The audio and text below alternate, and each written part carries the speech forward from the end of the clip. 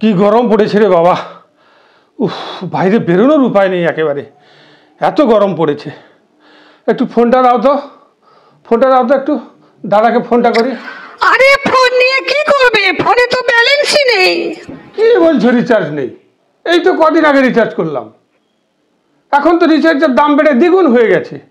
Recharge করার উপায় আছে? ফোন রিচার্জ করব, কাউকে ফোন করব? দাঁড়াও, আমি মুখোশ আম্বানিকে একবার ফোন করি, ওর মুখোশটা আজকে আমি খুলবো। মুখোশ।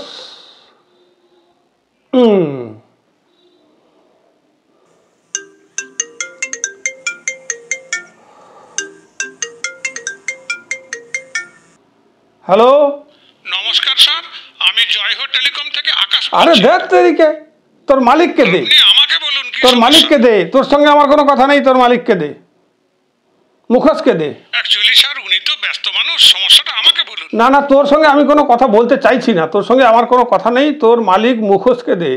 স্যার আপনি ভোট চলে যেতেই দাম বাড়িয়ে দিয়েছে, ভোট চলে যেতেই রিচার্জের দামটা বাড়িয়ে দিয়েছে আর কি।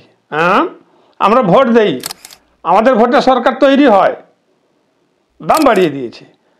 তোর মালিককে দে, আমার মাথা গরম আছে এখন, মটকা পুরো গরম আছে। তোর মালিককে দে, না হলে উল্টা পাল্টা মুশকিল কাণ্ড হয়ে যাবে। তোর মালিককে দে। আপনি একটু বোঝার চেষ্টা করুন।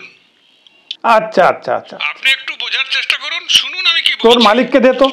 তোর সঙ্গে আমি কেন কথা বলবো? তোর মালিককে দে আগে, তোর মালিককে দে, না হলে একেবারে তোর আমি হুড়কা দিয়ে দিব, তোর হুড়কা দিয়ে দিব, তোর মালিকেরও হুড়কা দিয়ে দিব।